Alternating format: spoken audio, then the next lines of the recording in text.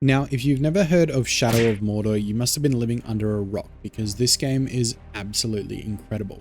Today we set off into Middle-earth in the land of the Lord of the Rings to earn the Platinum Trophy in this incredible action-packed game set in the Lord of the Rings universe. Now, if you're like me, you're a sucker for a good story, and that is exactly what Shadow of Mordor gives you.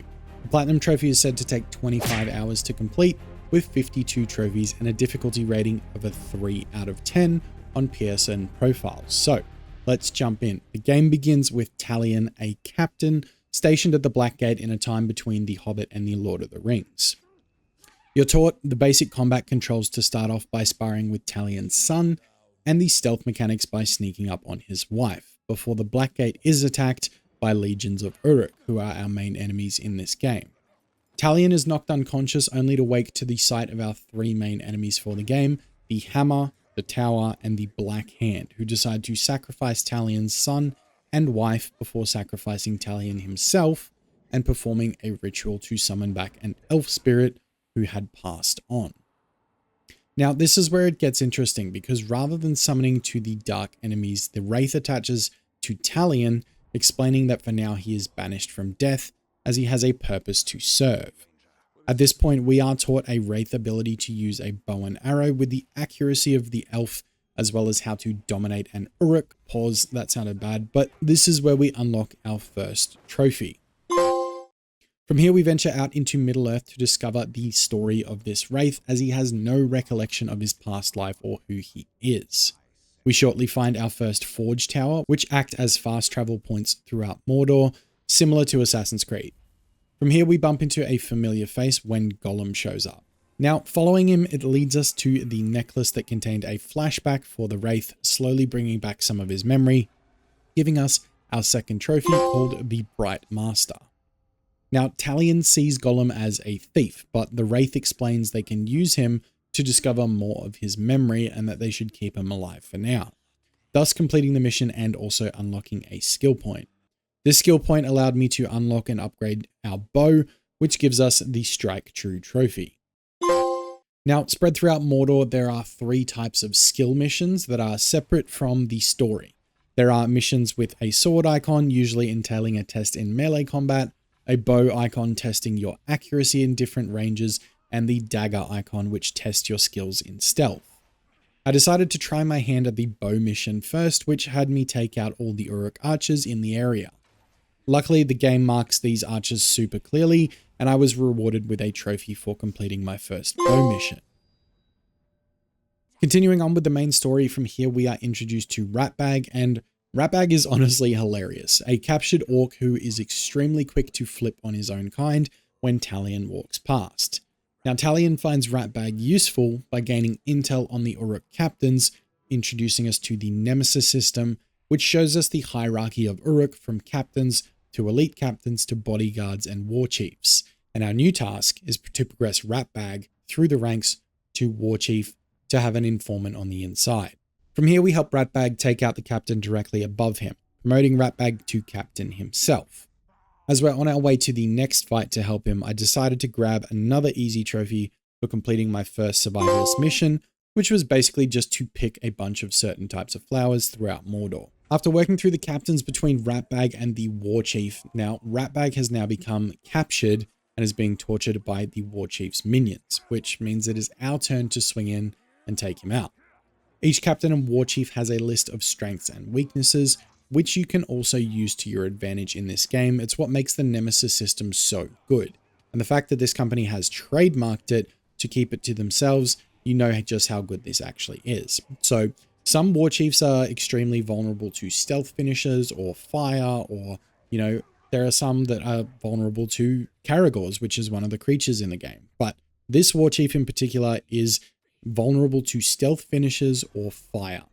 Now, this is Mog, and this is his weakness. So after a quick explosion from a grog barrel, Mog was lit on fire and defeated, and we receive our next trophy for promoting Ratbag to Warchief. Our next trophy was for completing my first dagger mission, which had a simple objective: take out all the archers without setting off the alarm, which means stealth was going to be my best friend.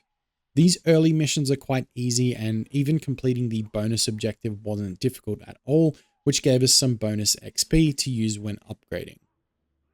Completing this mission unlocked the Legend of Shadow trophy, making it number 7 on our list. Trophy number 8 came in the upgrade screen for unlocking a 3rd rune slot on my sword. Runes are used as powerful upgrades for your weapons and can be earned by defeating captains and warchiefs as you progress through the game. You also get the chance of them dropping a legendary rune, giving even greater bonuses to your weapons if you are taking out a warchief. My next objective was to take out the remaining warchiefs of the 5 to assume control in Mordor, which leads us to Pugrish the Shield. Now, Pugrish had a fear of Morgai flies, and there are nests of these throughout certain locations. Again, to gain this info, I had to previously interrogate an Uruk, forcing him to tell me the Warchief's weakness so that I could exploit it in this battle. Now, this pretty much caused Pugrish to no longer want to fight and just run away instead, making him extremely easy to take out, and because I used his weakness against him, I unlocked the trophy, a Graug's Heel.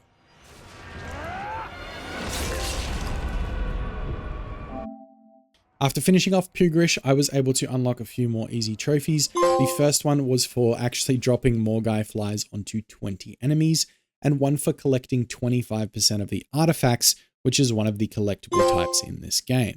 My 12th trophy came shortly after this when I was introduced to the Outcast missions. There are a ton of these throughout Mordor, and all you need to do is save the slaves from their Uruk captors, and once they're all released, the mission is complete. Now, there is a trophy attached to completing all of them, which we will get to later on, but for now we're awarded the Free Folk trophy for completing our first one. After the Outcast mission was completed, I decided to venture into a stronghold, an area swimming with Uruk, as it allowed me to pick up a few more easy trophies like freeing 5 Caragor beasts from cages and using the detonate ability to burn 50 Uruk, similar to the Morgai flies one we completed before. Now, while in the stronghold, we were able to take on Skak the Champion, an elite captain for the Black Hand of Sauron. Now, I just thought this would be another regular captain takedown on my way to a warchief, but little did I know I was about to unlock the only online-based trophy in the game called Repaid in Blood. Now, this trophy isn't really an online trophy, but it is awarded by taking out a captain who had previously taken out another player of Shadow of Mordor. I'm pretty sure this trophy used to be different and was changed as the game's popularity lessened, but hey, 15 trophies down, I'm going to take it. Now, remember how we got a trophy for dropping those Morgai fly nests on enemies? Well, there's another easy trophy attached to dropping the meat that is hanging around the map, as it attracts Caragors and other beasts. Now, I didn't know this because I was just playing through the story, but hey, it's one less that we need to do later, so I'll take it. Continuing with the main story, Gollum has led us to another secret artifact, and this unlocks more of the Wraith's memories. But this time we get a huge reveal in finding out the Wraith is none other than Celebrimbor, the creator of the Rings of Power. I also just need to say how much I love these cutscenes. It really does suck you into the world, immersing you in The Lord of the Rings, just the way that the movies did as well. After completing the vision though, we unlock a Shadow Strike ability, allowing us to use the Elven Bow to transport to an enemy or teleport towards them, performing a knockdown, which I found myself using absolutely every chance I got. And I also unlocked our next trophy for witnessing the creation of the Rings of Powers in that cutscene. After finding out the Wraith's identity, we run into Hirgon, a deserter from the Black Gate, and he was being attacked by Uruk. Talion regrettably agrees to help save his men from enslavement and take out the statue of Sauron to send a message giving us our next trophy. The only thing with this mission I would have tweaked a little bit is the push speed of the cart. It felt like I was pushing this thing for like 20 minutes before I reached the final destination. But again, that's more of a nitpick than anything. It's another trophy, so let's keep going. After destroying the statue, our first major boss shows up, the Hammer. Now, this was my favorite boss fight of the 3, and you'll see why as we progress.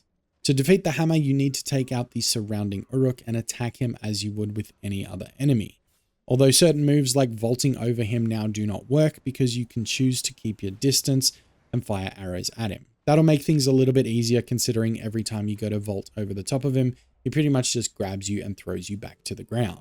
After defeating the Hammer, we are introduced to Lethariel, a female warrior who tells us that her people could use a warrior like Talion. They need help defending their homeland, which then unlocks a new area for us to explore, because we can now go in and agree to help her.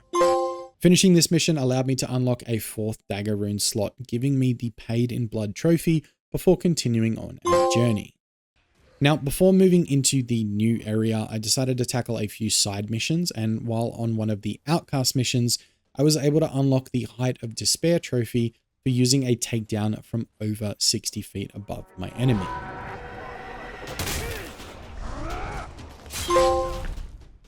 Now, with that out of the way, we venture to the Sea of Nurn. We are introduced to Lady Marwen, Queen of the Shore, and also Lothariel's mother. But something isn't quite right. Now, if you've seen the Lord of the Rings movies, you know what is happening here, as Lady Marwen seems to be ill. She sends us on a mission to retrieve elven craftwork from the ghouls and find the dwarf which set us on course.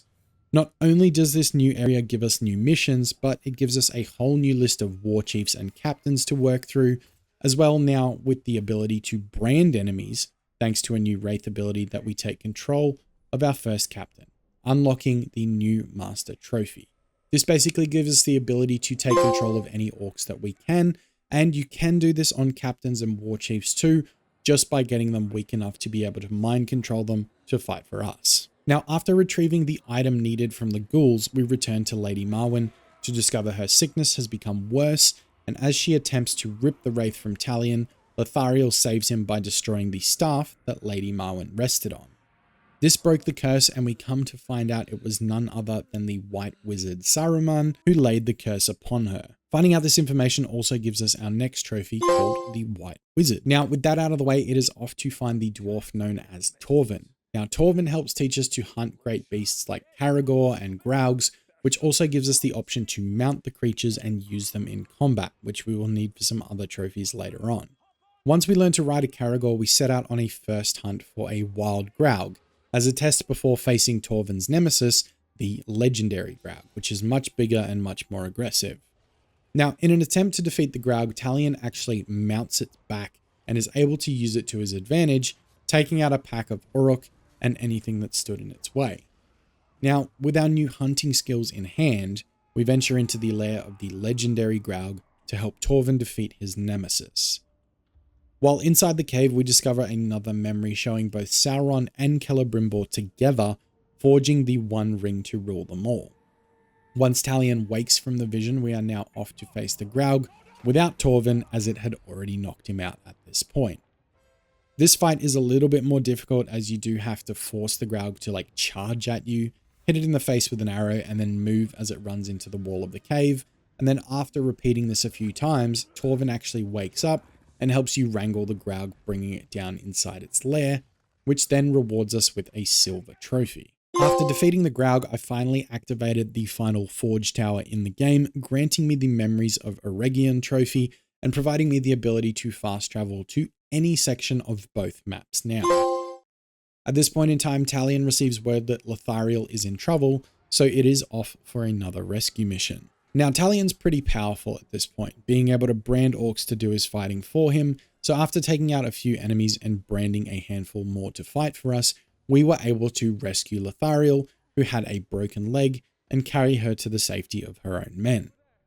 Lothariel invites Talion to stay with them and become champion of her people, but we all know Talion is meant for bigger things, ultimately telling her no, and that he has his own path to finish his chapter. Now, at the halfway point with our trophies, I was able to unlock the Crowned with Living Light trophy for collecting 50% of the Ithilden, which is another collectible in the game. After this, we head on our final journey to brand all of the Warchiefs in this area, forcing them to work for me, unlocking the Lord and Master trophy for basically just asserting my dominance in this map. With our newly forged army of Uruk, we return to take on the remaining Uruk forces, which at this point only had one remaining Warchief because the rest of them were in my control.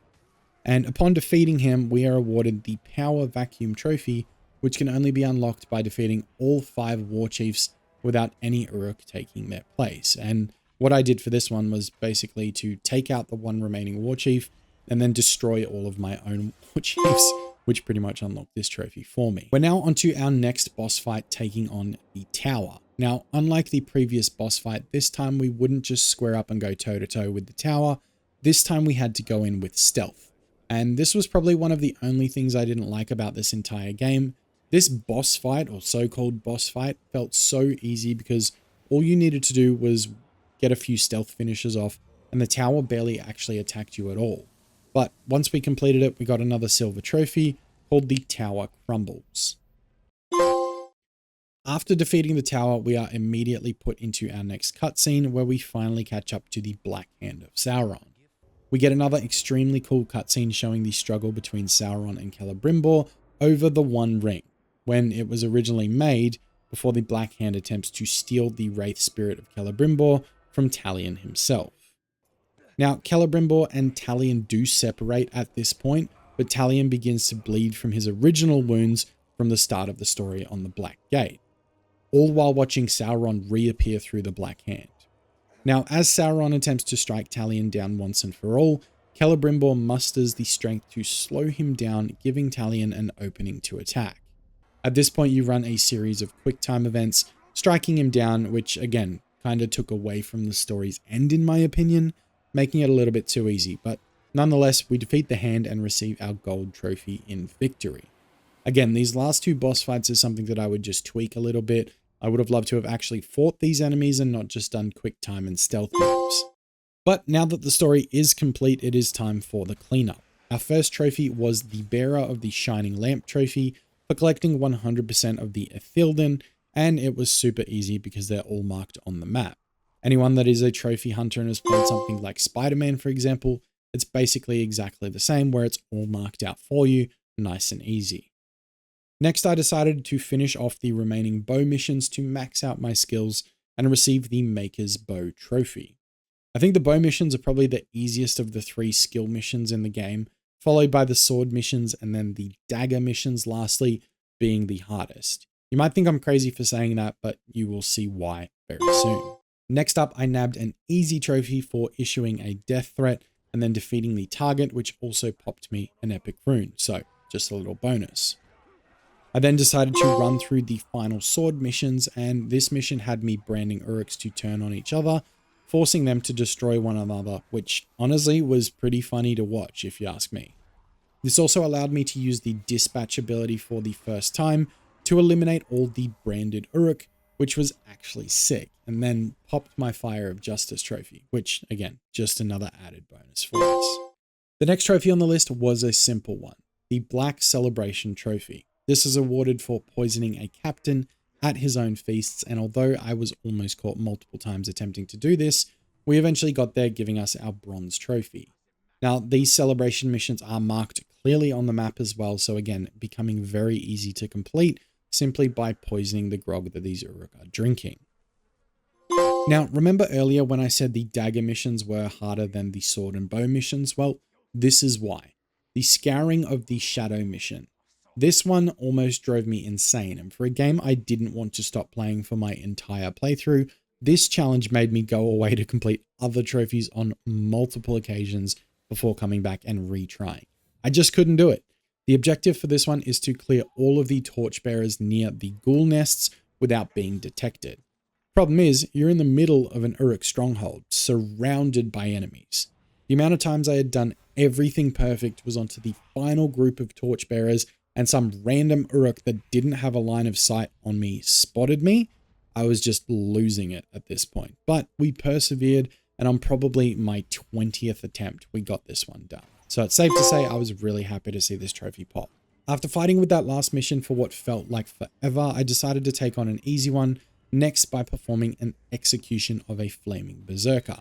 Now, I did actually have to look this one up. You have to build up your hit streak, throw a berserker through a campfire, and then hit him with an execution move. So once I knew how to do this, it was really easy. My next trophy popped when I wasn't even attempting it, but during an outcast mission, I was able to get the Thrill of the Hunt trophy for completing 4 hunting challenges. The hunting challenges are for defeating certain creatures throughout Mordor, and for this one, I assume the explosion probably took out a Caragor, which awarded me the trophy. For trophy number 40, there was a few steps to complete before receiving the Rise and Fall reward. This trophy had me start by allowing a random Uruk to defeat me, granting him to the rank of captain.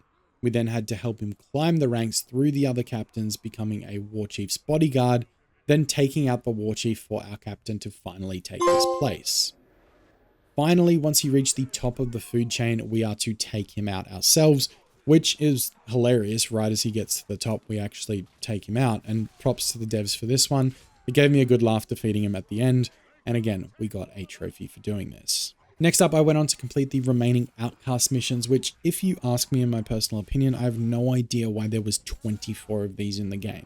It feels like there should be about 10 of them, maybe 12 at max, but at least it still got us a silver trophy for completing them. I just think there was way too many. After almost falling asleep completing all of the outcast missions, I decided to tackle the No Power in Numbers trophy. This one is awarded for helping a captain survive a recruitment power struggle and then killing him and all his new recruits. So I branded a captain to create a power struggle, helped him win over his new followers, which forced them to come into my control as well, only to wipe them all out using the dispatch ability right at the end. Using this exact same process, I was able to unlock the Divide and Conquer trophy. I drew out 2 Warchief bodyguards and dispatched them, followed by heading on to take out the Warchiefs that they protected. But here's the thing. At this point, all of them were in my command anyways, so as soon as Grublik the Warchief showed up, I just dispatched him too, awarding me the trophy without even having to draw my sword. So you can see how powerful this dispatch ability can be if you use it the right way.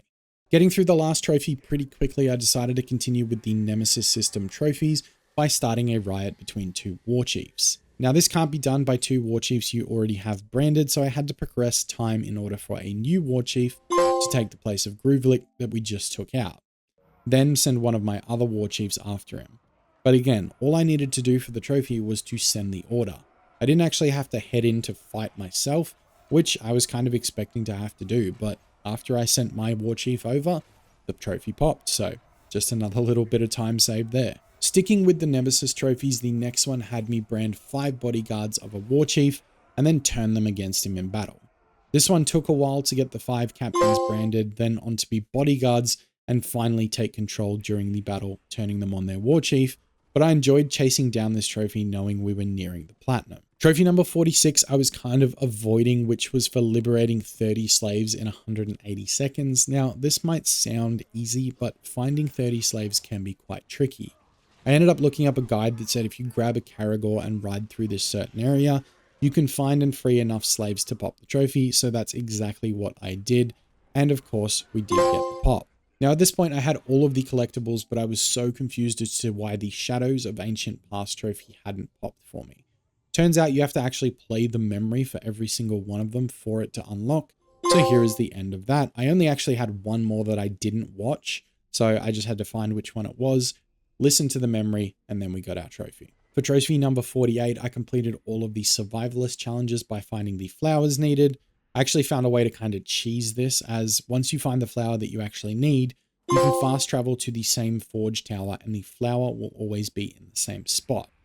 Following the survivalist challenge, I took out the last hunting challenge, defeating the Great White Graug, again cheesing this one with the Shadow Mount and Dispatch, awarding me the Master of the Wilds trophy, so that I didn't actually have to fight him. I could pretty much just mind control him and then make him explode. And lastly, we had to collect a level 25 rune, which can only be done by defeating a level 20 Warchief, who you had sent a death threat to, activated their weakness in combat, and then defeated them with one of their weaknesses as well. But in order for them to not drop a legendary rune and to drop a leveled rune instead, you actually weren't allowed to get the final blow to defeat them. This was the last thing I needed, and that led me to getting the Platinum Trophy for Shadow of Mordor. This game was insane amounts of fun. I enjoyed pretty much every minute of it except for those slaving quests that we had to do. They were a little bit annoying, except that other stealth mission as well. That thing almost drove me insane. But other than that, 9 out of 10 for this game. I can see why Shadow of Mordor won Game of the Year back in 2014.